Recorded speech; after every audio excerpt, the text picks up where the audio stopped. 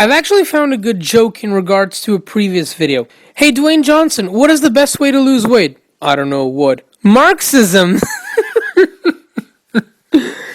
So yeah, we're back on this topic, and this time we've got another anti-democracy activist. Only this time, he's not leaning towards Stalin's neck of the woods, but actually towards Marshal Tito's neck of the woods.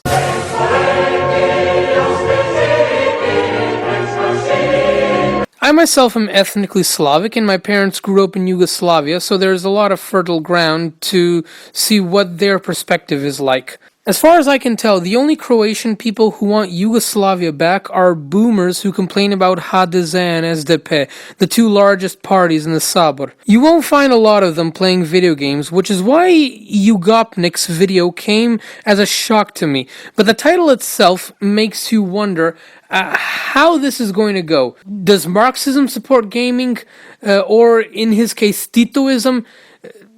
Did Yugoslavia have arcade games available for the average person? Okay, tada, mogu te pitat nešto? Kaj? U Jugoslaviji, jesu li postojale arkadne igre? Arkadne igre, kako su te arkadne igre? Znaš ono gdje ideš u onaj arkad studiju gdje igraš ono kao one igre koji su na računalu na onom... Pa jesu, samo kad je bilo Spektrum i ove mali kompjuteri. Aha, a je li to bilo ovak za prosječne ljude? Ako su imali novce, da su išli. Aha, dobro, hvala. Does North Korea even make video games other than the Pyongyang Racer, which is incredibly bad? Okay, now, let's actually have some fun. How exactly should video games follow that narrative? As of 2018, it has become rather obvious that a loud minority of gamers have entrenched their social views with the lazy man's intellectual sphere of so-called online skeptics. Gaming, the industry and art form which we have all grown to love, has apparently been attacked by devious, man-hating feminists, purple-haired SJWs, and identity politics kooks. True, that is a problem from some games, but what does that have to do with the topic at hand? Our attention is almost exclusively directed at those who wish to question our very own perception of games, story arcs, characters, and God forbid, inclusion. We rage on about some sort of boogeyman out there bent on making our characters into tools of ideological warfare, our storylines politically correct, and our experiences bleached out and unrelatable. These positions, even though sometimes defendable, I mean almost fucking never, are inherently reactionary. How reactionary? Well, in the traditional sense, you still don't know what the hell I'm talking about. Okay, here we go. By reactionarily, I mean that these people, including me for a regrettable time, notice that the current trajectory of their beloved pastime is not headed in the right direction, but instead of choosing to analyze and understand the more complex underlying issues plaguing gaming, we tend to choose the easy option, the simple patsies to point fingers at and blame. This isn't something that necessarily makes you a bad person. Not at all, actually. It's rather natural. The amount of dopamine influx, which is basically the happy hormone, we get sent to our brains when we make oversimplifications, might not be the same as the amount we get from meaningful realizations, but it's an easier, faster, and less time-costly fix we get to inject into the veins of our social perception. Okay, can you please get to the point? You're talking about another topic. It might be difficult for a moment, on the topic of gaming or pretty much anything else, to realize that what you've been obsessing over isn't even remotely as concerning, worrying, or dangerous as you thought. Let me repeat that. What you've been obsessing over isn't even remotely as concerning, worrying, or dangerous as you thought. No, it's starting. Let's get the Tito parade ready. The parallel connection between the capitalist framework and the greedy, decrepit, simplistic, and overtly underwhelming state gaming is continuously pushed into. To put things into perspective, I will list out only some of the cancerous practices which take a golden piss shower all over our favorite pastime. He doesn't mention many points later on, which is why this video will be focused on replying to them one by one. Let's start out gently. Like the ridiculous quotas given to developers, leading them to work 80, plus our work weeks. This is sort of the first point he makes, and this is a common argument among the socialist left. People in the West are nothing but slaves working for their oppressive masters, while the protected, hard-working, model citizens of the East live a balanced life. What they always fail to talk about is how labor in Western countries are indeed regulated, and by law, employers are required to compensate it either by additional pay or longer paid holidays. You don't really think that video game developers have the worst jobs on the planet, do you? According to Gamma Sutra, which anonymously asked 1,000 developers at the end of 2012, less than 20% of them said that they were unsatisfied with their jobs. A similar survey was conducted by Skillshare and got similar results as well. It's not all work and no play. Game development is a difficult, stressful, and exhausting job all in itself, and sometimes additional work is required. Furthermore, their hypocrisy can easily be called out when you look at how many Marxist countries, like China or Vietnam for example, where actual children work up to 18 hours a day in conditions that are dangerous to both their health and their lives, all for just $1 in that said given time frame. Where are all the labor rights there? So I may sound like a person who supports a free market, but if you look at my previous video, I am not. The main answer is to have regulations. That is something that Yugopnik has taken out of account when talking about capitalism in Western countries. But this is only one small point. He makes more later on. The deadlines which give us half-finished games, the insatiable thirst for money even after point of sale that spams us with purchasable in-game currency, the sequels and sequels and sequels and sequels that recycle all the same govno, which is shit by the way, the free-to-play and pay-to-win titles, the horrible barely running ports and the elitist platform exclusives, the commercialization of cult classics and betrayal of decade-long fans for the sake of market expansion. Let's start with game quality deterioration as direct consequence of radical profit margins. So what's a profit margin? How much literal money you shove into your big ass account when you're done with selling a product. And how do we make these profit margins radical? Well, through greed and by sacrificing demands of fans and product quality to generate extra millions. All mediums, be it music, television, film or gaming, require extraordinary amounts of time to develop and release. One could draw a link between the amount of time invested in a game and its quality. Of course, the team that actually works on a project is of the highest importance. Nobody denies this. But the team means little, if anything, when there's not enough time to capitalize on the productivity of the said group of people. Well, it's simple.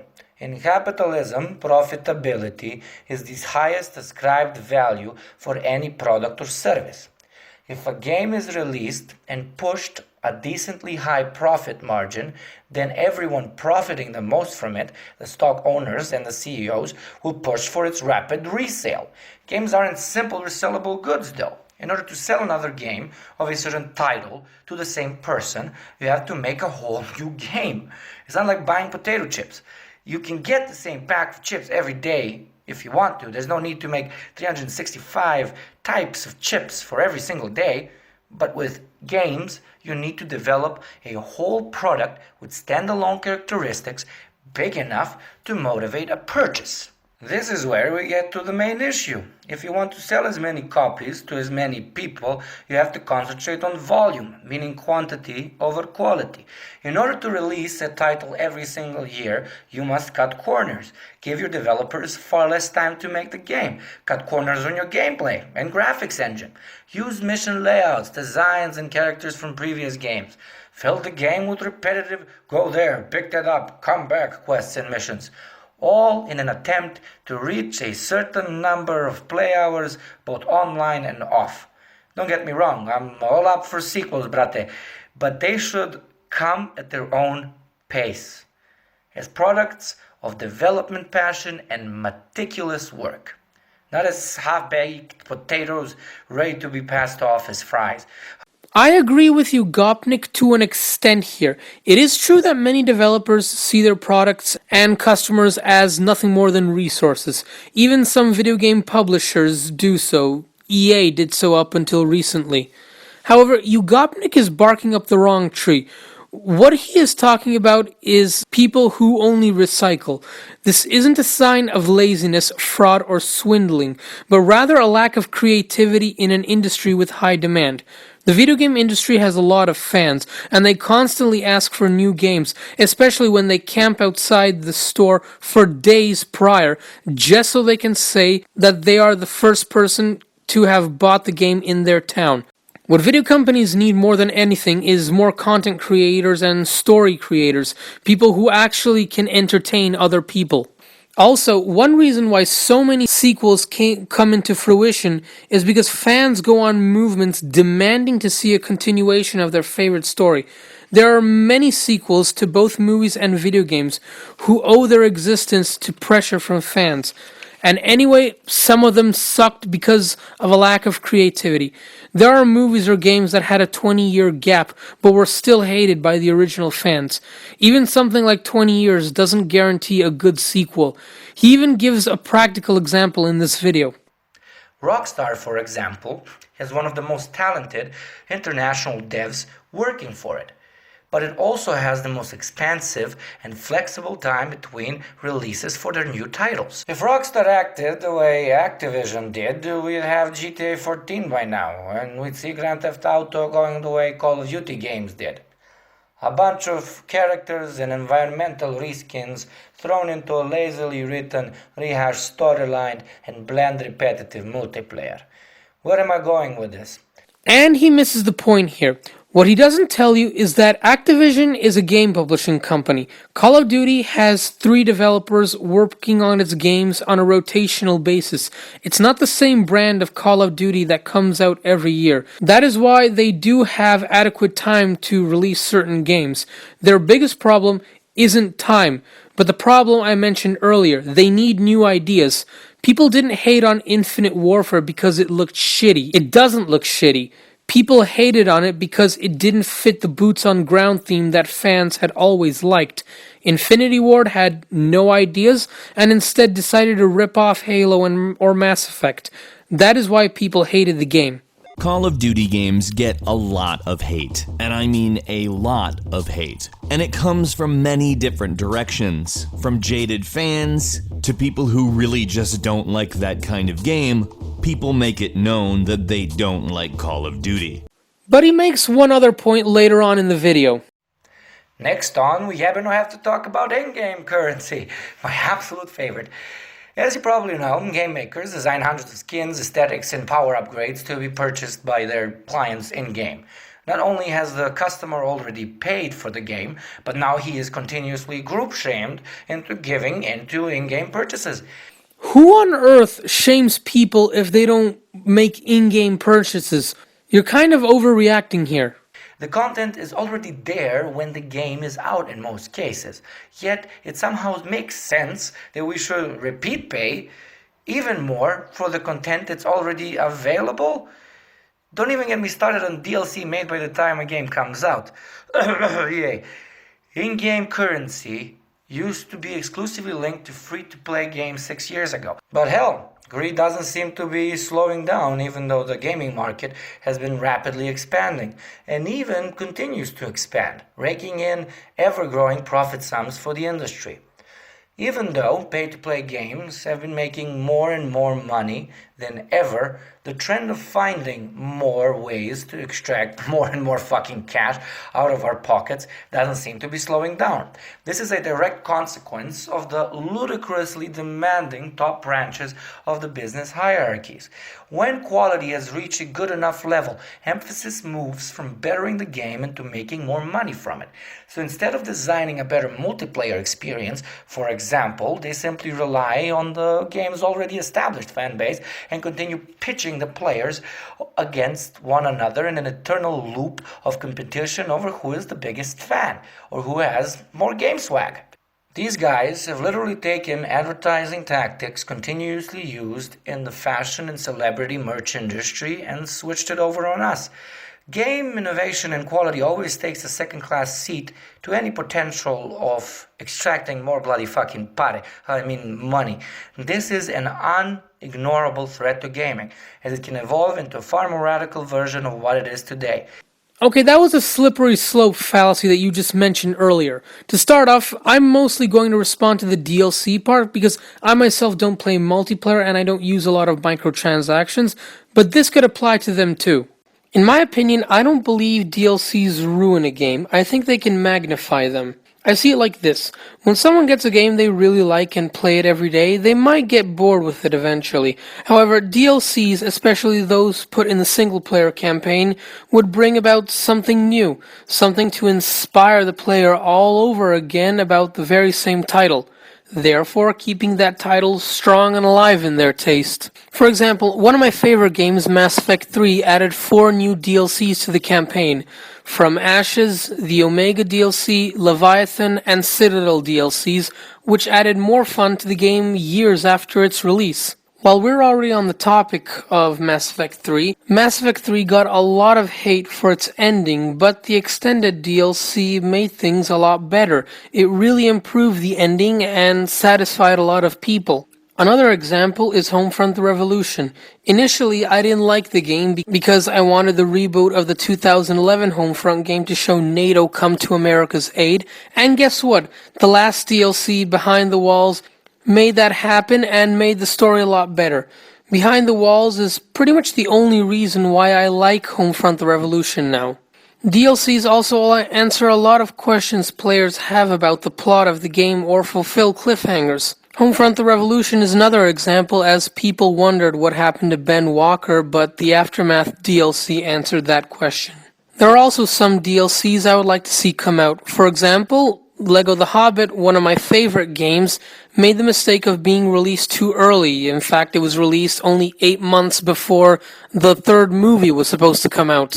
Traveler's Tales originally wanted to release a DLC about Battle of the Five Armies, but despite not officially canceling the DLC, they stated that there are currently no plans in releasing a Battle of the Five Armies downloadable content game. Until then, Lego The Hobbit will remain incomplete, portraying only the first 2 games. To share the spotlight, this may also be too much for some people, but to speak through the meme, again, you don't need to buy it. I'm interested in the game Dying Light. I think it's a very good zombie game. But I'm not interested in its DLC, The Following, because it sucks in my opinion. I don't discourage people from getting it or think that it should be banned. I'm just not interested in it, and that's all. It's all down to personal taste. Capitalist market, the only people who have a voice over the product are stock owners, CEOs, and of course the board. The consumers and employers, meaning the gamers and game developers, have as much power as the top brass allows for. Well, not really. Let's not forget who puts money into the pockets of businessmen. It's the consumers. If enough people turn away from their products, the company will run out of business. Do you need examples? Kaos Studios and THQ went defunct in the early 2010s because their games were really bad and people turned away. The same can happen to any other video game company. On a final point, he then says this and gives a hint about his next video. In capitalism, a small number of people own the means of production. In this case, stock owners represented by the board are in charge of the said companies. Everything would be fine if these boards were represented by people which actually care about the industry and its fans, something that is very much so achievable in a non-capital based society. But, as with almost all CEOs in high management, you have people in it for what, my children? Oh, come on, you should have gotten it by now. Sing it with me. Profit generation. In capitalism, the value of any product or service is not inherently its quality, but its profitability. So, in conclusion, everything that has been listed above only represents a hilariously small proportion of capitalism's influence on the gaming industry. Please start turning up the lights in your pretty little heads, my friends, and stop thinking that some person with a slightly different opinion than yours on the state of video games in a bloody YouTube video is ruining your favorite medium. The degradation of any art form has always and will always come from its radical commercialization. I will attempt to dismantle all these issues as direct consequences of an unregulated market economy and capitalist ethical and business principles. I will leave left-leaning or hard-left solutions for these issues for a later video, as the purpose of this mini rantathon is the clearing up of confusion, not a resolution of the said problems. Or put even more simply, teaching some of you beautiful fuckers who the actual enemy is. And here it is, people. This is the part where he tries to imply that the far-left socialism is better for the gaming industry. First, he claims that businesses are owned by a small number of people and therefore everyone else is their slave. But he fails to mention that it's the same thing in a Marxist society. All companies are owned by the ruling party. The only difference is that in capitalism, you at least have some chance in becoming a CEO. In Marxism, you have no chance of elevating to that position from a regular person whatsoever. Video games themselves wouldn't even exist without capitalism.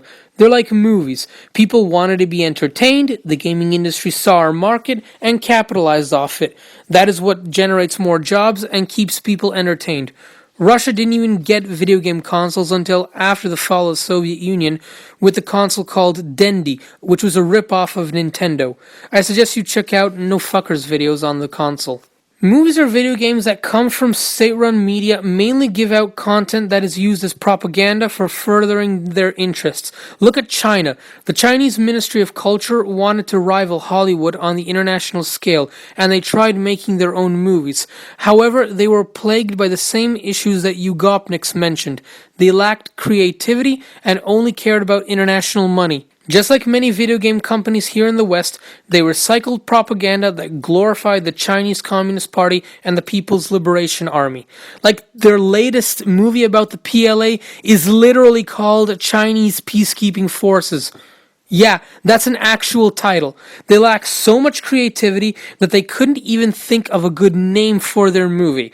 And that was not a capitalist country, prietelu moi. This is why Chinese movies completely flopped outside China. And the same thing will happen to any state-run video game company.